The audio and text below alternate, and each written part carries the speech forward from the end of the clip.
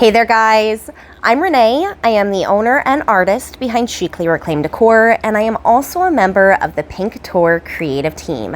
And welcome back to another tutorial. Today I'm going to be sharing with you how I created this Shabby Chic 3-tier nesting tray set inspired by French decor. We're going to be using all kinds of Paint Couture products as well as AB Studio's gold gilded decoupage paper. So if you're interested in learning how I created this aged, distressed, French-inspired design, stick around because that is what I'll be going over today. For today's project, we are going to be using this Floral Grand Paris Gilded Decoupage Rice paper by AB Studios, and I'm just going to use a wet paintbrush to wet the edges so that way I can easily tear it to create a nice feathered edge. As you may have noticed, this paper has these beautiful gold accents in the design, which I absolutely love.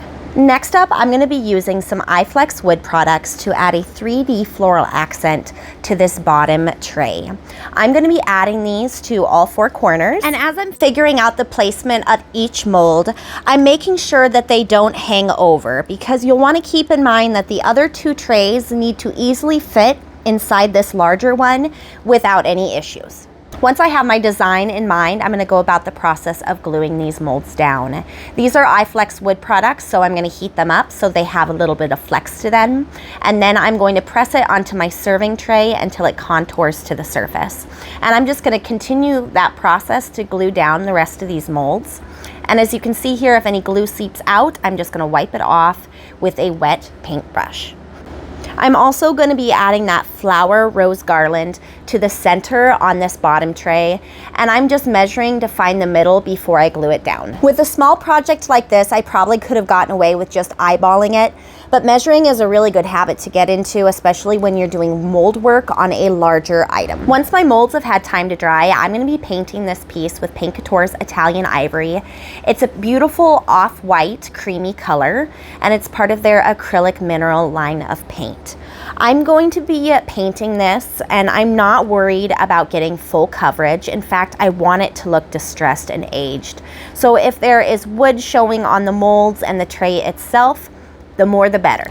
Next up, we're going to add some stripes to this design using some painter's tape and Paint Couture's Rose Gold Luxe Metallic. Because we measured earlier, we already know where the center is on this tray, and I am going to add a piece of tape right there in the middle. I'm going to be starting from the middle and working outward, and that middle piece of tape is my guide. I'm going to line up a piece of painter's tape on either side of it, and this is going to enable me to make sure that my stripes are not only even in width, but they are also straight. And then I'm going to remove that piece of tape and just continue on with the same process. Today in this creative space, I'm hoping to inspire you to pick up your paintbrush and do a little creating of your very own. So if you'd like to try out any of the Paint Couture or other products that I'm highlighting here today, check down in the description. I will put a full product list as well as product-specific links for where each product can be found. A trick to help prevent bleed through when you are painting stripes is to seal the edges of your painter's tape.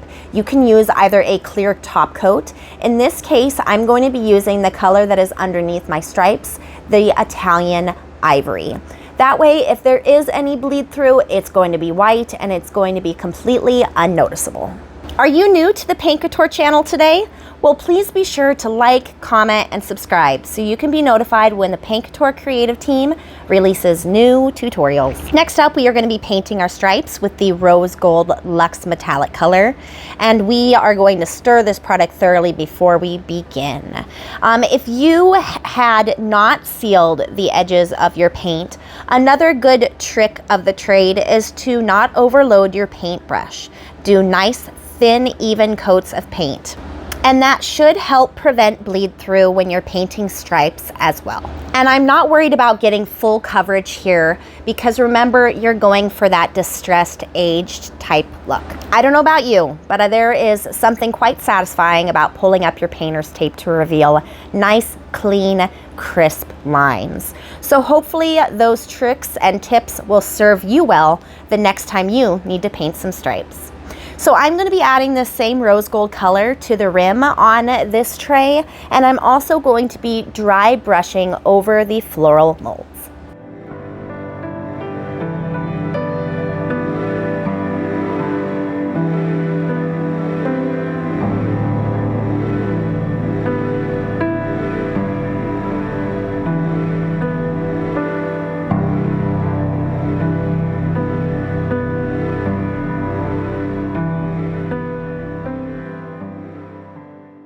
Next up, we are going to be adding our decoupage paper to the middle of this tray. And I'm going to be using Italian ivory to create a nice white base so the colors in this decoupage paper can show through, as this is a sheer rice paper. I simply traced around my cutout design and I'm just coloring that in with the Italian ivory. Once our paint has had time to dry, we are going to be using Paint Couture's Decoupage Medium in matte and this little blue tool that I absolutely love to apply this decoupage medium. I'm going to work section by section. Starting on the right, I laid down some decoupage medium and then I gently pushed down the paper, and I'm continuing that process on the left hand side, working from the middle, pushing outward, and I'm going to finish off by adding the decoupage medium over top. Next up, we are going to antique and age this paint design with Paint Couture's 2-part Crackle. We're going to start with step 1, and with this system, the thicker you lay down this product, the more pronounced your cracks will be, and the thinner you lay it down, the more style of fine line cracks will appear. Once that has had time to rest, about an hour, it becomes tacky to the touch. And that's when you know you're ready to add your step 2. You are going to add this directly over your step 1. And I laid down a pretty heavy amount on the decoupage image and on the corners. I'm going to be using Paint Couture's Carbon. Again, this is part of their acrylic mineral line of paint. And I'm going to be using this to add an aged element to this paint design, as well as to bring out the cracks that we just added with the 2-part Crackle. Here I am dry brushing this carbon paint along the edges, and I'm also going to take it and run it along the edges of the stripes. This is going to add an aged, distressed look to this design that I absolutely love. This is a great way to add texture and kind of a grungy look to a paint design. And my inspiration from this piece actually came from a sign that used to hang in the ballet studio that I attended as a little girl. Remember, the key to this technique is that you are dry brushing this carbon color over the edges of the stripes. Dry brushing is where you have very little paint on your paintbrush. So I'm dipping the tip of my brush into the carbon and then offloading the rest onto a towel. Next up, I'm going to be using the carbon to bring out the 2-part Crackle that we added earlier. I'm just dabbing it over top, and then I'm using a wet paper towel or a rag, a baby wipe works great too, to take off or leave on as much of this paint as I would like. If you can remember earlier, I added a nice thick layer of the Crackle 2-step because I wanted there to be nice large pronounced cracks over top of this image. And I have dabbed the carbon over top and I am simply wiping it back. Here I sprayed it down with the Paint Couture misting bottle because I wanted to remove even more of the paint. It was just a little bit too dark. So that's the nice thing about using this paint here, is it's water-based. So if it's just a little too dark, just use a wet paper towel, or like I did, go ahead and spray it with a misting bottle and then wipe off the amount that you would like. Paint Couture also has a wide variety of glazes. I know one of my favorites is Amber Honey that you could use for this step as well. I also want to add age to these iFlex wood products. So I did the same thing. I dabbed or stippled the carbon over top and then used a damp rag to wipe off the excess. Here's a quick close-up of how the carbon accented the cracks and how it aged the overall design. And then I'm just going to continue on with that process of adding the carbon paint over the remaining iFlex wood molds, as well as the 2-part Crackle to age the overall design.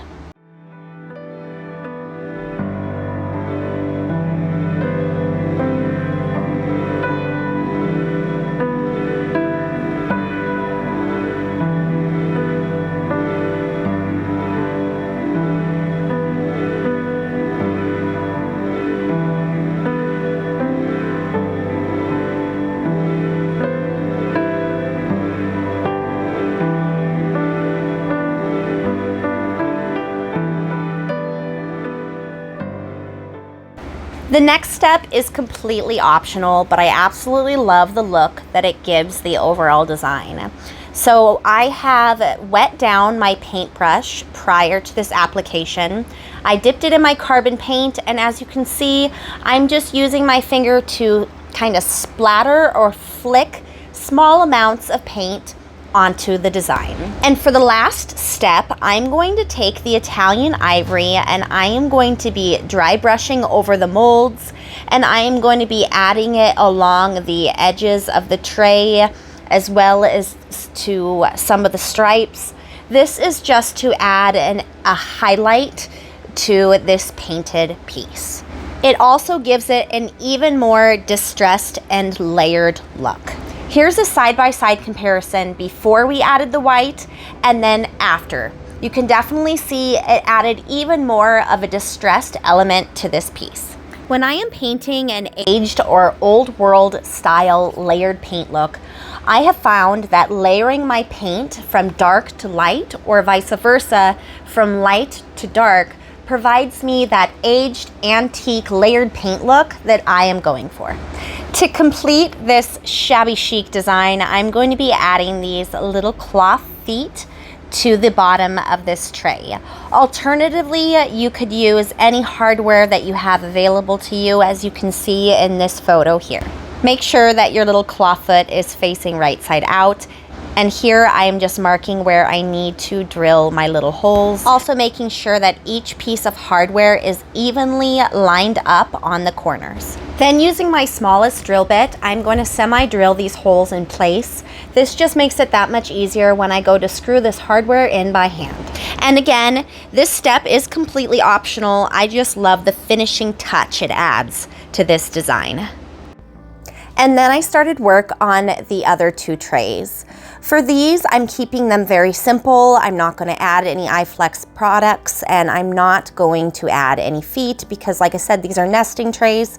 So I want these to be able to nestle inside of that larger tray. So I will just let you guys take a look at the process of designing these.